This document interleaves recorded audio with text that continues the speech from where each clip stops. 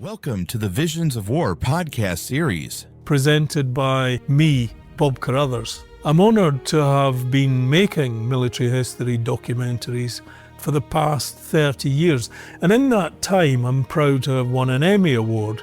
But more importantly, I've also discovered and shared some great primary source material concerning the history of warfare. The Visions of War podcast is brought to you with a huge array of informative insights and discussions Covering every aspect of military history. You'll find Visions of War wherever you get your podcasts. I'm sure you won't be disappointed.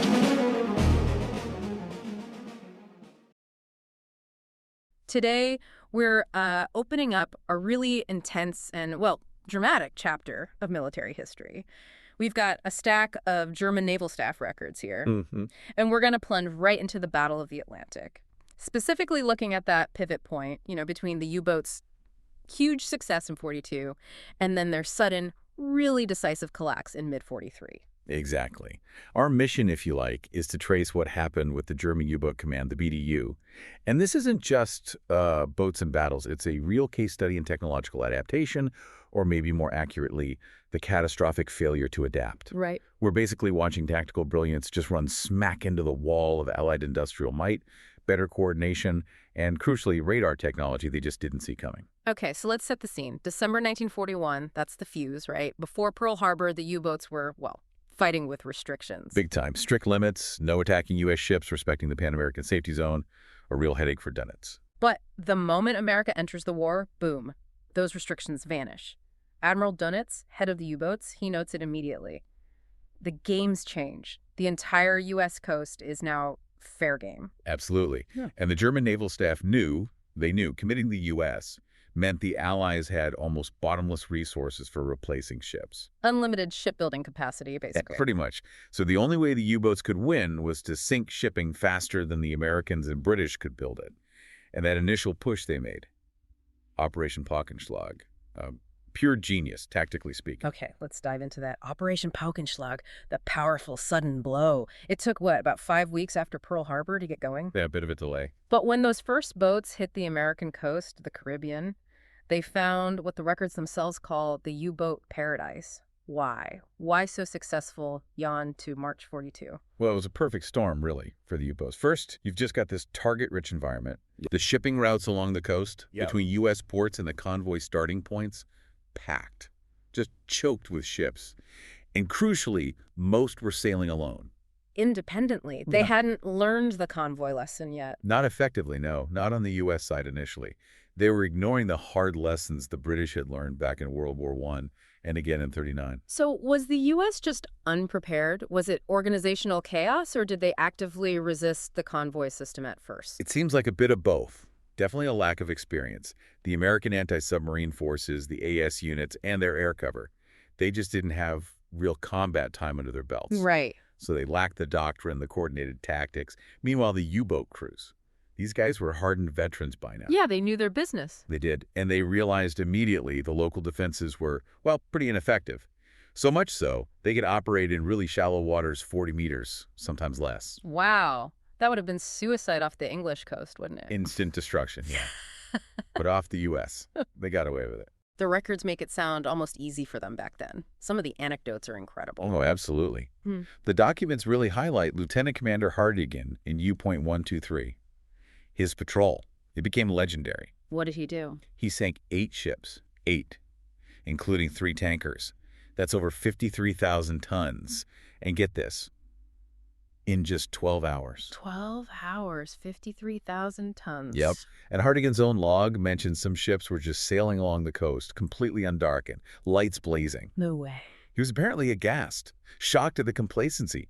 He knew they had to strike hard and fast before the Americans got their act together. 53,000 tons in half a day. That's just staggering. It really underscores the U-boat's efficiency then. It really does. They were just maximizing every opportunity. Yeah. Pure tactical success. And there's always a but, isn't there? Even while they're having this amazing success off the U.S. coast, strategic problems were brewing back in Germany. Misdirection from the very top. Straight from the top. And it shows how political interference could really hamstring the U-boat command, the BDU. We're talking about Hitler's infamous Norway scare. Ah, right. I read about that. He got obsessed. Totally obsessed. January 42, he starts voicing these acute fears about an Allied invasion of Norway. Claimed the whole war would be decided there. Which sounds unlikely. To Dönitz and the naval staff, it sounded like madness. But the consequence? 20 medium U-boats were pulled from the Atlantic, diverted to the Iceland, Faroe, Scotland area. Purely defensive. 20 boats. That's a huge chunk of their striking power, surely. A massive subtraction. Dönitz saw it as a severe handicap, a total misdirection. And the numbers back him up. How so? The results up there, near Norway. Disastrously poor. In February and March 42, those 20 boats, they sank only 11,000 tons total. Over 203 operational days at sea. That's pitiful compared to the Atlantic. Pitiful. And later, the naval staff did the math. They figured if those same boats had been sent west to the American coast, they could have sunk maybe an additional 300,000 tons in those 2 critical months. Wow. So Hitler's personal paranoia cost them potentially 300,000 tons of shipping. A devastating blow to the tonnage war, right when they were having maximum impact. Okay, so if Hitler's taking boats away, the BDU needs the ones they do have to stay out longer. Maximize time on station in those rich hunting grounds. Which brings us to the U-tankers, the technological enabler. Precisely. They had to compensate for fewer boats by making each patrol longer. So enter the Type 40 milch cows.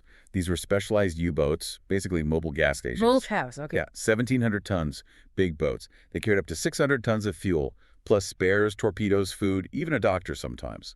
Mobile supply depots. That must have been a complete game changer for extending range. Oh, it was vital. Absolutely vital. It meant the standard Type 7 boats, the workhorses, could operate much deeper, far into the Caribbean near Trinidad. Right. And it stretched the range for the bigger boats, too, sometimes all the way down to Cape Town off South Africa. But the records mention a human cost to this, don't they? For the crews on the attack boats being resupplied. We shouldn't forget that. To get that extra range, the crews sacrificed. Well, everything. Comfort, space. Every single compartment was stuffed with extra stores, provisions. What was life actually like on board then?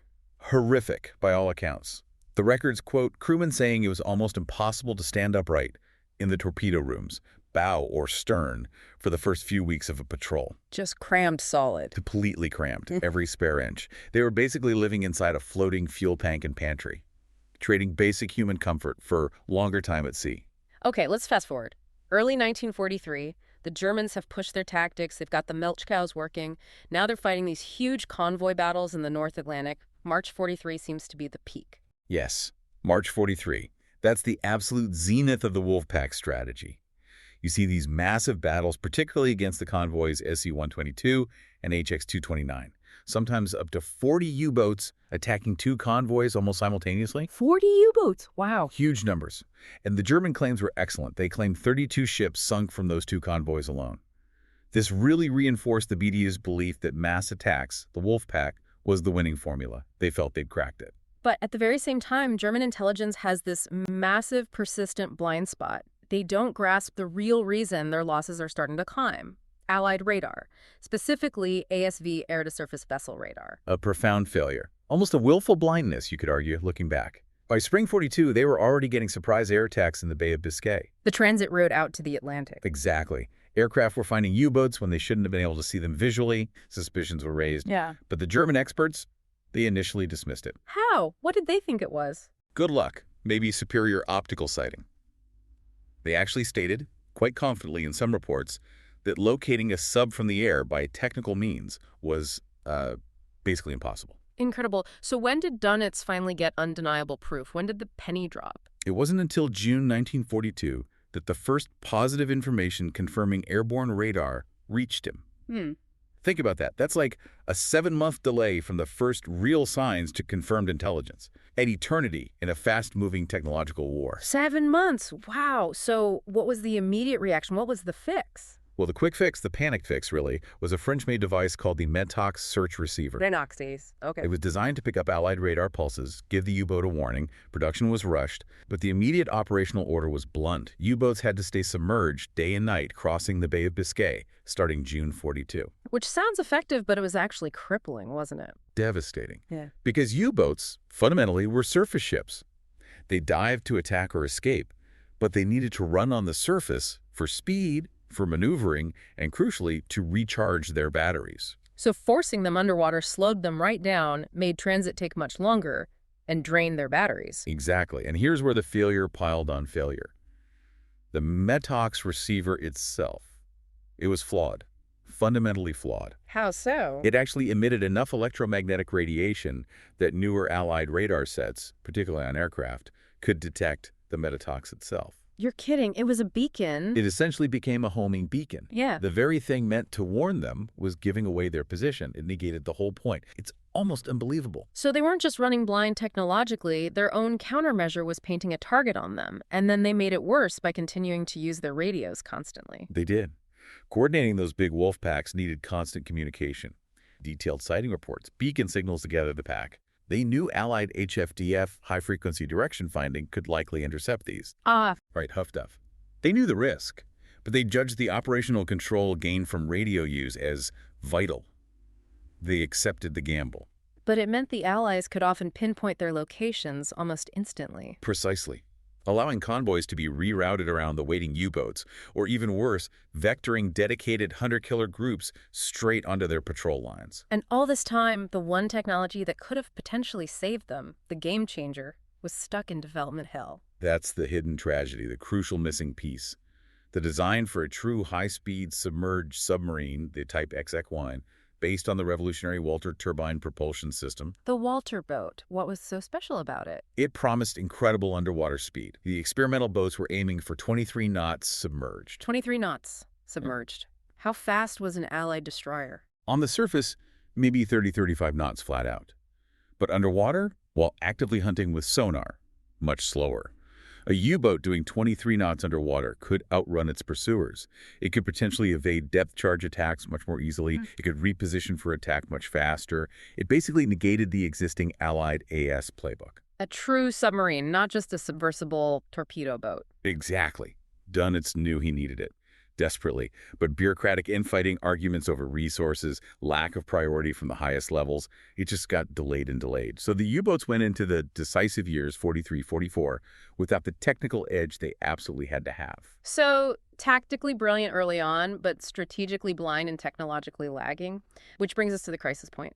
May 1943, the month it all fell apart. The records show the Allies had finally mastered coordinated anti-submarine warfare. May 1943. The German records from that month are just sobering. The collapse is starkly illustrated during the big battle around Convoy ONS-5, a slow eastbound convoy. What happened there? It showed the new reality. It wasn't just aircraft anymore. The surface escorts, working in coordinated support groups with improved radar and tactics, were inflicting terrible losses. And didn't fog play a role? Usually fog helped U-boats escape. It used to, but now it became a death trap.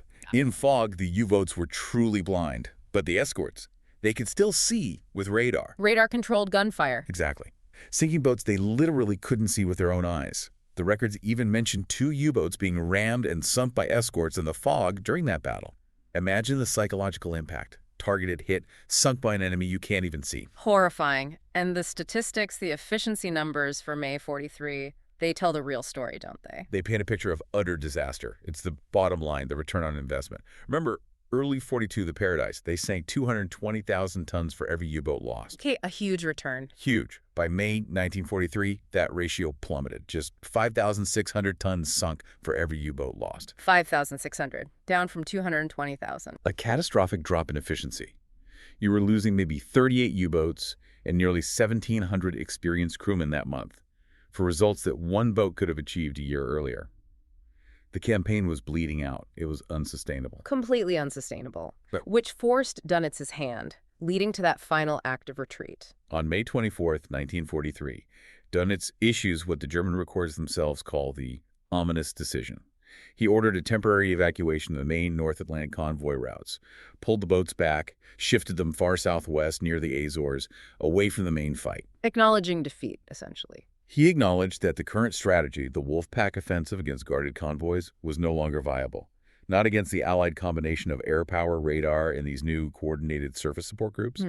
The Battle of the Atlantic, as the Germans had waged it, was effectively over. So this deep dive, looking at these records, it really drives home how fast a technological edge can shift the balance in warfare. The U-boats thrived when the enemy was disorganized, less advanced, but they just collapsed when Allied technology, particularly radar and defensive coordination, caught up and surpassed them. Yeah, and the core lesson, I think, from these German naval staff records isn't just radar defeated the U-boats. It's deeper. It's about the crippling cost of delayed adaptation. Right. They had the tactical skill, they had the initial industrial capacity, but the slow pace of developing truly effective countermeasures like the stopgap Midhawk's failure versus the potential of the Walter boat, it meant they were always playing catch-up, a desperate, costly game of catch-up, until they were effectively wiped off the board at the Key Theater. That failure, that inertia. It brings us to our final thought for you, the listener, to think about. The Germans knew, as early as 1940-41, that they desperately needed two things: a reliable acoustic homing torpedo to counter the escorts, and that revolutionary high-speed Walter submarine. Both potentially decisive technologies. Yet internal politics, bureaucracy, competing priorities, they stalled these critical projects for years. They never got them fielded in time, in numbers, to make that essential difference. So the question to ponder is this. Imagine you're managing Germany's war technology back in 1942. You know, Allied ship production's their trump card. You know the U-boat is your only real strategic weapon against it. How would you have tried to cut through that Gordian knot of the German Admiralty's internal politics, the bureaucracy, the resource fights, to actually prioritize and accelerate those game-changing technologies like the Walter boat? How could you have saved the U-boat campaign? If you found this episode helpful, informative, or entertaining, be sure to hit follow or subscribe in your podcast app. You'll get our new episodes for free, and it tells the platform we're doing a good job. It takes 30 seconds, but leaving a review is a massive help. It's the main way new listeners find out if this show is right for them. We read every single one. Thanks from all the Visions of War podcast team.